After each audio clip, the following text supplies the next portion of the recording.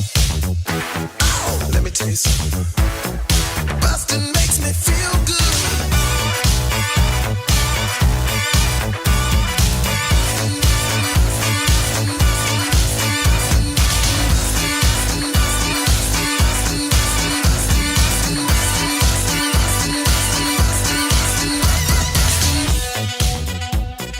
Hi, everybody. Welcome to Blockbusting, the podcast where we love to hate movies. I'm your host, Jay Light. Joining me today, it's Ian Hale. Hi. Wonderful comic, host of several great shows here in the LA and greater Los Angeles area. That is correct. Is that San Bernardino County? Technically, yes. Okay, yeah. I thought so. Even though San Bernardino County does, like, if people are from like real San Bernardino County, they'll come to Apple Valley and they'll be like, I'm from San Bernardino. And so like there's a clear disconnect on where it is. Some people probably think it's like more attached to Las Vegas than it is California. So yeah, like, it seems like it might be. Yeah. I mean, that's the thing though. California, I mean, I grew up in Texas, which is a big state, but all of our counties are tiny. Mm-hmm. Everything's much more divided. California's got these gigantic sprawling counties. Yeah. I mean, LA County's population is what, like several million people? Yeah. San Bernardino County, I know, is also one of the most populous counties in the U.S. I was going to say we're catching up, man. We're trying. Y'all are busy. Y'all are doing the work. Yeah. If we could just get it together, maybe get to our own comedy store out there. Maybe that's what we're missing. The comedy store, San Bernardino? Yes, maybe that's what we're missing. Maybe. You know what you're not missing, though, and you know what I'm not missing, is talking about Morbius. Yeah, I'm kind of postponing it as much as possible. I can't believe that you changed your mind and you were originally we were going to talk about it. What was the Nicolas Cage movie you wanted to talk about at first? I think you did it already is the problem. I think that I wanted to do, there were a couple that I had pitched. I know that Pig was one, and I think that was the one you did. Pig I have done. Right. Yes. And I think I had an alternate for that, which was Willy's Wonderland. Which I haven't done. You have not done. Because shockingly, I have not done a ton of Nicolas Cage movies on this podcast, and I think it's because people love Nick Cage. That's true. That's a good movie to do though, because that movie takes away what is best about Nick Cage. Because I did watch Willy's Wonderland, which is him talking. He does not talk the entire movie. Yeah. Did you ever see Mandy? No, because he doesn't really talk in that, but when he does, it's so effective. Yeah. And he does a lot of screaming in that movie, which Nick Cage, a great screamer. One of the greatest screamers of all time. Yeah. I think of him covered in bees, just letting loose. Not the bees. Not the bees. But so you changed your mind just in time for Morbius to be re-released in theaters. Yes. Because Sony misunderstood what audience enthusiasm actually was for the film, which I think is probably funnier than the entire movie combined. I would agree. Yeah. I was very upset that I could not rent this movie nor find it for free. I shot myself in the foot. I had to buy this movie after hating it in theaters, because I did see it in theaters originally. I used my AMC Stubs membership to see this movie. So as one piece of solace that I am getting from doing this episode is that you had to pay for this movie twice. I had to pay for it twice, and that was really sad. Nothing made me regret it more than that. Why did you even see it in the first place? To make fun of it. I will watch a movie that has gotten dumpster reviews just to see what the fuss is about, and that was why I saw Morbius. And I was a little hopeful. I thought people were just doing the classic internet hate pile-on. You know, like it's so easy to make fun of any movie, really. But that movie, I was like, it's Jared Leto. I don't think they're giving him a chance. He's just there's something about Jared Leto that's fun to make fun of to begin with. Yes. And it's because he's got cult leader vibes, because I think he is secretly a cult leader. Mm-hmm. He's a bad actor. He's made a lot of really questionable choices over the past, decade of his career, pretty much. When was Dallas Buyers Club? 2002 or 2012? It was too long to give credit for him to be good at acting now, because my reference for him being good is Requiem for a Dream. That's like the first movie I saw. Oh yeah, that's right. He is in Requiem for a Dream. Pretty good movie, and so I'm always kind of hopeful that he has that still in him, and this movie was just like, how do I put this into words? It's just a failure on everything superhero.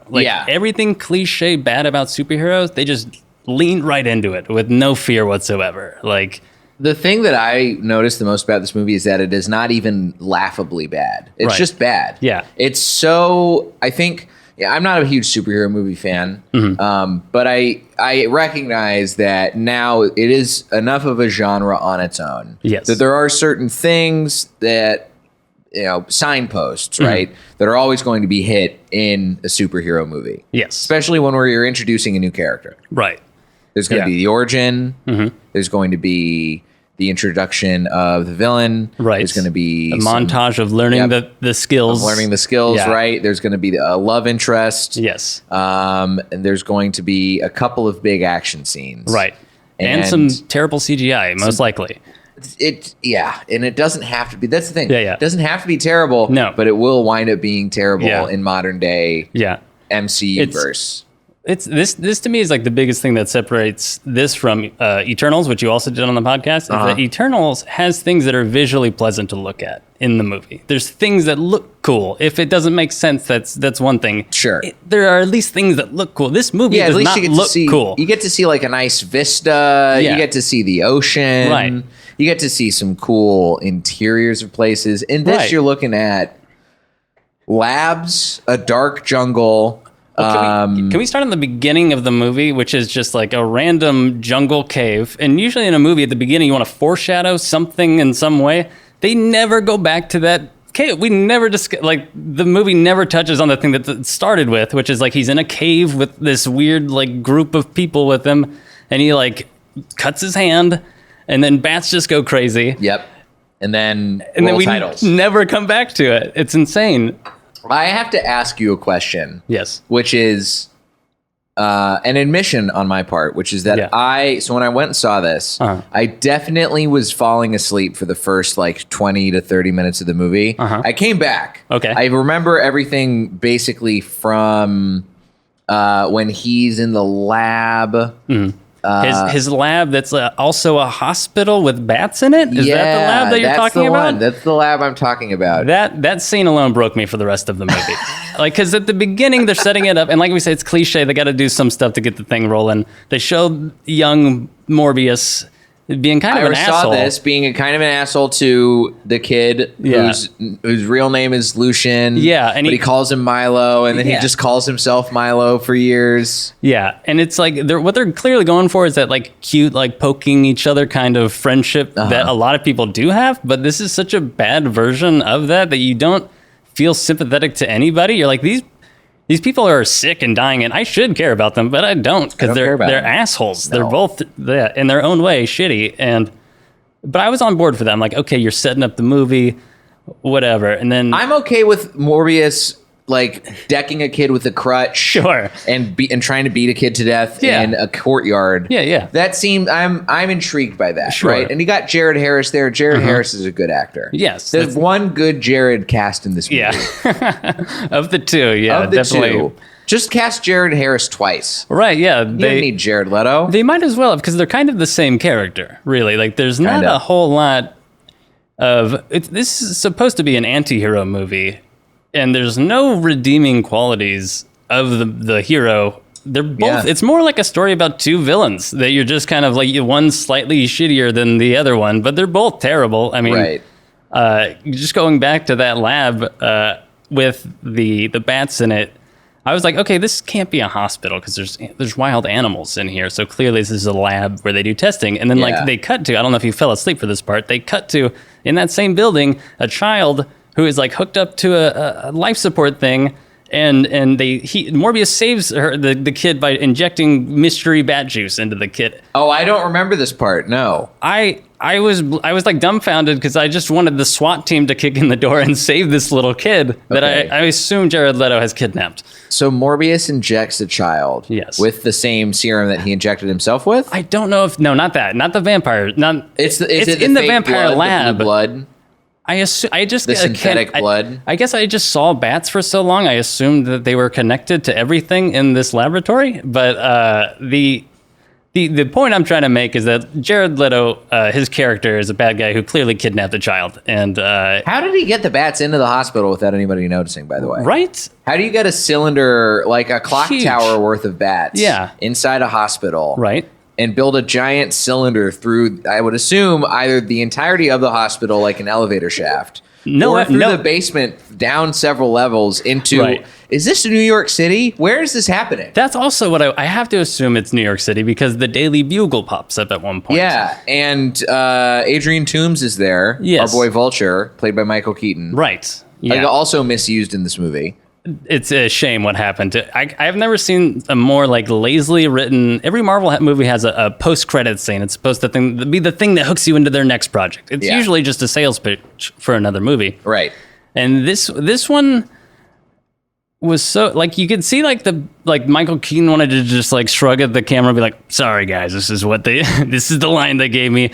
You want to figure something out together or whatever he says to like team up with Morbius, a man he's never met. Let's work together sometime. Yeah, just something SpiderMan, something. And they used it differently in the trailer than they did in the actual movie. Right. In the trailer, they made it seem like he was going to be a big part of the movie. Mm-hmm. And in the actual movie, he just shows up in the post-credit scene to be like, hey, I hear you're a guy. Hey, how you doing? I hear you fucking you hate Spider-Man. You're a vampire guy. I fought Spider-Man one time. Have you fought Spider-Man? No. Nope. Then why the fuck am I here?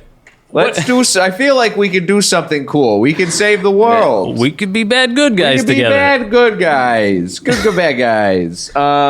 Yeah, I don't understand. The only reason that I knew this was connected to Spider-Man, by the way, is because I have a buddy of mine who's a big Spider-Man fan. Right.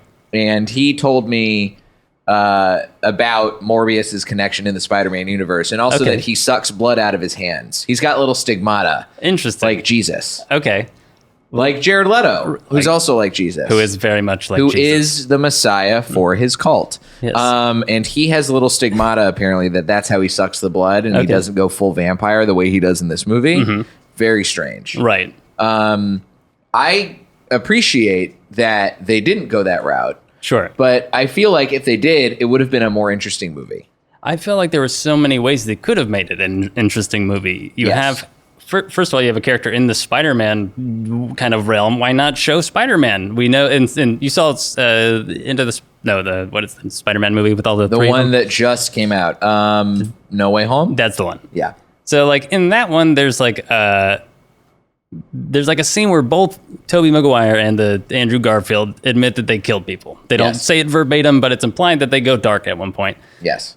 Why not show Spider-Man going dark here and have him be the bad guy in this? Like, we've already said that it's happened. They could have had that happen. Why not have Venom come in and be the bad guy? Why do we have to just do the classic, here's the bad guy who has the same powers as the good guy and didn't have any time to learn how to use his powers, but guess what? He's stronger with them somehow. Why not find something else? Get a CGI Stan Lee in to be the bad guy. I don't care. Just don't do the same thing over and over again. That's a shame. There's a lot of real missed opportunities with this movie. I think there's a lot of different ways that it could have gone. Like, it could have been the thing that Sony, I think, on some level made people think it was going to be with the initial marketing, which is a little bit of a campy, but ostensibly still dark, superhero, anti-hero, villain origin story kind of a movie, right? Like, I remember even in the trailer, they have jokes. They have these moments like the one where Jared Leto is going full Morbius mode. He morbs. He goes full Morbin time. Okay. And he goes Morbin time on a guy in the trailer. I would love that if before he used his powers, he just said, "It's Morbin time." Which, by the way, you've seen that meme on the internet, right? Which one? The "It's Morbin time" meme. I have not. You haven't? Oh my God. I got to pull up this Morbin time thing because this is truly like, this is the reason why, one of the reasons why this movie went back into theaters. I can't believe you haven't seen this. So I knew it went back in the theaters. I thought it was just because it was topical for so long. Like, it was trending as a thing that was getting made fun of. And I'm sure that's sort of what happened in some sense. But I didn't know it was tethered to this specific meme. What you're saying is it's Morbin time. The meme is what got it back in theaters. It's one of the big things that got it back in the theaters. That's wild. So you know about the "It's Morbin time" meme. You're I'm aware of it. I'm familiar with the impact that it had, but I don't think I actually You've never seen it. the actual "It's Morbin time" meme, though. I've only heard it's legend. I mean, there's a lot of trailers where they say this is where he says it's Morbin time, and they show the Morbin time scene. Like, there's a lot of YouTube edits of him saying Morbin time. Now there's other ones that I didn't know. There's another one, this one right here, where he says, "Time to get Morb, Scarlet Witch." That one, I didn't see that. Let's see. Where's the other It's Morbin Time? Here we go. Yeah, this isn't It's Morbin Time one. This isn't the original It's Morbin Time meme. Right. That's not the one that I'm aware of. I feel like that would have been a more fun version of the movie. Because instead what we just get is sarcastic, kind of condescending the whole movie. Like, it would have been kind of... Like, if the movie's already this silly, just do that. That's what dude, I'm right there with you. If it had been a movie where it was a little silly, because this is the other thing, like I was saying in that one part where he goes full Morb on the guy, and he, in the trailer, says, "I'm Venom." And then he goes, "I'm just kidding, it's your friendly neighborhood doctor, Michael Morbius." Yeah. Which, like, okay, yeah, sure. But that's a joke that was cut from the final movie. In the movie, he just earnestly goes, "I'm Venom." And then the guy, this is after he's broken a man's hand, sends him off. Right. And then he uses a counterfeiter's lab as his new lab because he can't go to the hospital anymore. Yeah, that's what I was going to say. There's the counterfeiters that he... Yes. And I like that Morbius is kind of like any crime is murder-worthy. Like any crime at all. Any crime, if you're counterfeiting money, it's the same as you being like in a militia. I'm assuming you're worthy of death. That's sort of his policy. And this goes back to me saying he's not a good person. The only time Morbius shows a moral compass is when he says he's going to kill himself three times. A moral compass. A moral compass. It's right there. Right there. I'm following true north on my moral compass.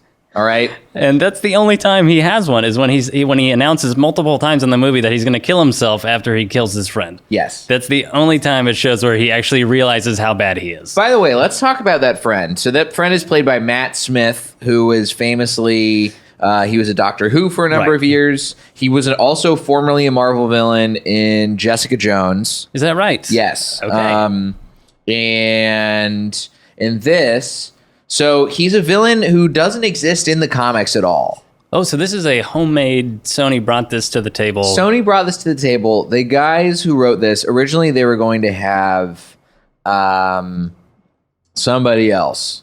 Who do you think? Space guy. Who would have been good? I don't know. Well, we've already said that he's not the problem. I don't know the names of Marvel characters. I don't even know who Morbius is. Yeah, honestly, I didn't before this either. But I'm going to look this up. This is another thing that I remember being like, that guy sounds more of a superhero than motherfucking Milo. Come on. Okay, he was originally going to be, where is the guy's name? Loxis Crown, a.k.a. Hunger. Okay, Hunger is definitely more intimidating than Loxis Crown. That sounds... But then, like a blog about the royal family. You know what, though? Both of those guys sound more intimidating than Milo. Milo, yeah. And Milo, by the way, so totally invented for this movie. He has basically the same powers as Morb because he got injected, because he injected himself with the serum. Right. And he decides to spend a lot of his movie dancing. He does. Why? A lot. Why? Yeah. I think he saw SpiderMan 3 and really liked all the dance scenes. Oh my God, I forgot about all the dancing in SpiderMan 3. It's a little reminiscent of it now that I think about it. I think about it. Yeah, because it's like kind of finger guns kind of dancing. He's doing a lot of, it's like... He's like, come on, brother, we've been sick for so long. Let's finger dance. Let's have a dance. I'm going to do a little spin move while I suck the blood out of this cop in the subway. Which is kind of funny because he's supposed to be at like peak physical, I'm good now, but he's still moving like he's not. Like, well, he still just has because you're a vampire doesn't mean you have good dance moves. That's good. Although I do think of vampires as being kind of smooth and having style. Vampires have widow's peaks, though. No, I don't see vampires that have... I don't see like suave vampires. Even the vampires in Twilight are not that suave. That's true. They're more really brooding. Awkward. Yeah, they're kind of brooding and trying to figure stuff out. Vampires are the kind of people who would like stay in a library for as long as they could. Yeah. And hope that nobody came and bothered them. Right, yeah. Vampires are not people who are cutting a rug. But hope someone saw them because it kind of makes them look cool that they're in a library. Because even, do you watch What We Do in the Shadows at all? I have, yeah. It's a fantastic show. It's a great show, but even the vampires in that movie, they're not cool. Right. That's actually what's great about it is they really lean into how out of place they are in the world. Exactly. And they could have done that here. And also, there's just such weird rules for what is a vampire in this movie. Like it seems like it changes scene to scene. Yeah. Because at one point he's doing a joke. He's like, he sticks his hand into the sunlight and he's like, and pretends it burns. He's like, I'm not that kind of vampire. Mm-hmm. And they have like a drink at some point that he drinks, and he's like, "Oh no, I'm not that kind of vampire." And so that to me as an audience member says, okay, so everything we know about standard vampires doesn't apply. This is just a guy who kind of looks like a vampire because of an experiment he did. And then at the end of the movie, he bites his girlfriend, and then she turns into a vampire, which is pretty vampire-y. Right. So like, it's so weird that they just like they can't decide what things they want to like stick to. It seems like there's no rules for what classifies them. And he sucks blood, which is one of the most vampire-y things of all. That's true. That is, although there's not much blood in the movie besides the blood in the bags, which is also weird for a vampire movie to have. It's not gory, really. Like, no, it's not PG-13, right? I feel like this is practically PG. It really is. I feel like everything that had blood in it was in the trailer, which makes it very not scary. Yeah. I mean, I just finished watching. I caught up on Stranger Things. Oh, I was just season 4. Watching season 1. I mean, I don't remember how bloody season 1 is, but seasons at least 2. I think season 1 also. Mm-hmm. But up until and continuing in season 4, it's TV-14. Mm-hmm. There's way more blood and gore in Stranger Things than there is in the entirety of Morbius. Yes, and it's a vampire movie. You would assume there's blood. I feel like I haven't seen the movie like Blade in a long time, but they're remaking Blade. And that makes me worried because I remember Blade as being this kind of visceral, bloody kind of, it's like sex and it's like right. all and of the these originals things. Were all rated R. Right. And that's sort of what I've always thought about as vampires. I think Blade kind of set the standard for what vampires could be if done right. And I don't even know if Blade holds up. I have not seen it since I was a kid. But there's like a level of brutality to vampires that Morbius does not possess as a movie. Yes, I would argue Twilight is more violent and bloody than Morbius, which is wild because it's like it's such a soft movie, and this movie's trying to be badass. You can tell it's trying to have attitude, and it's missing all the things that really would allow you to believe that as an audience member. And there was another thing I found out about Marvel movies, which is the way they put stunt scenes together. I found this to be kind of hilarious. Hit me. When they are making a action scene for any of these superhero movies, they get the action figures out and they get the stuntman out and they literally sit at a table like me and you and they'll like play like little kids to figure out the scenes.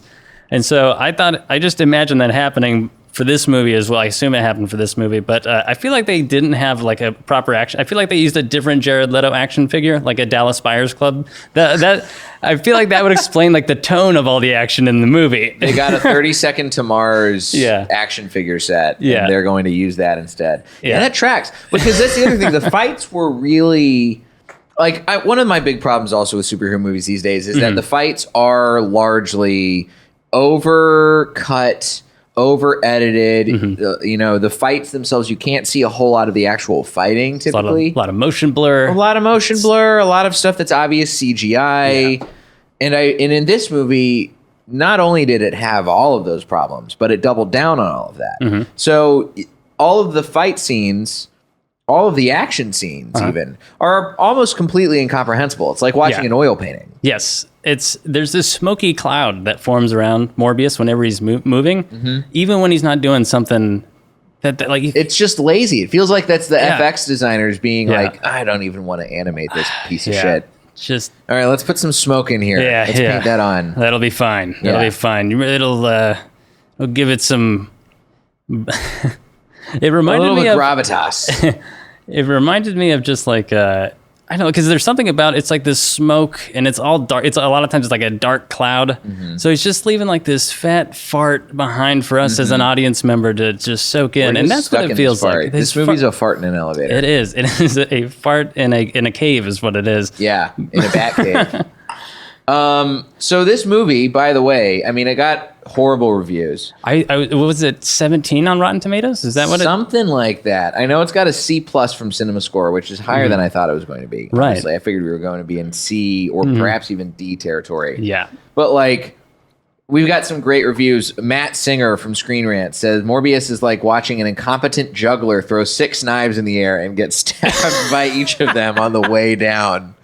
Incredible. Wow, that is accurate. fantastic. Yes, absolutely. Also, that would have been way more entertaining than the movie Morbius actually was. Yeah, I would agree. They should have swapped out that weird cave scene at the beginning with that.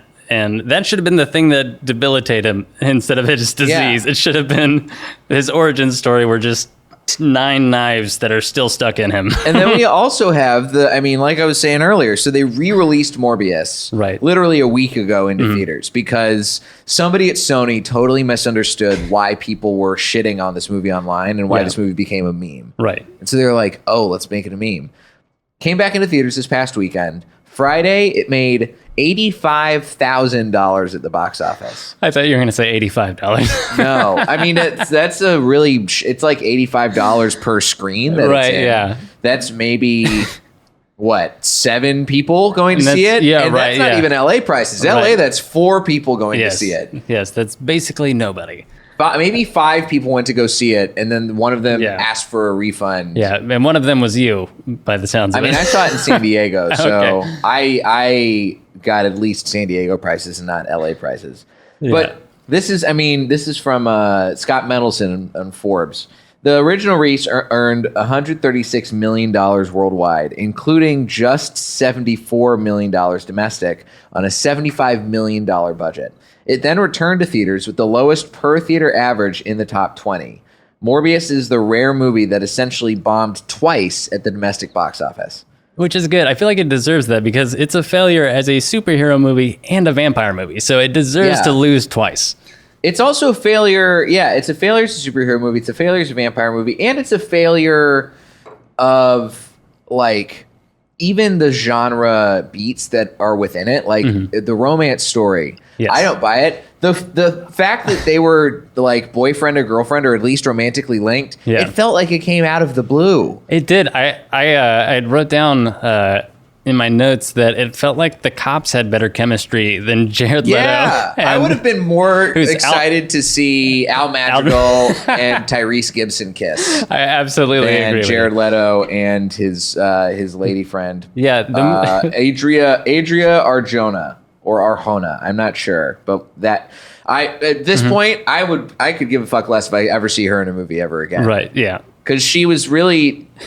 She got the short end of the stick in this movie. This entire movie is the short end of the stick. Right, yeah. Except for Jared Leto. Yeah, because who's getting everything he deserves with this movie. Yes, absolutely. Yeah, this is what happens when you give a guy a lot of control over the character he's doing. I feel like that's what happened when he did the Joker, and I assume that's exactly what happened here, is that they're just like, yeah, Jared, whatever you want to do, that's fine. Sure, we'll do this like this condescending, sarcastic, unapologetic vampire that kills people without remorse. And where is the like saving the cat scene in this movie? Is it when he MacGyvers a hospital bed? Is that supposed to be? I don't think I missed that part too. That was the beginning, the very, very beginning of the movie. He saves Milo, aka Lucius. He's like having a seizure in bed. And then he takes this at all. I swear to God, I'm not making this up. He takes like a fucking safety pin and shoves it into a broken. Oh, that's right. When he shoves it into the the monitor, the heartbeat monitor thing. Which when he's just insane. It's just purely insane.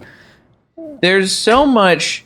You know, it's like F. Gary Gray was originally supposed to direct this movie. They had like John Watts was interested in featuring Morbius. He was supposed to appear in Blade originally, way back in the day. Antoine Fuqua had originally been approached to direct this movie.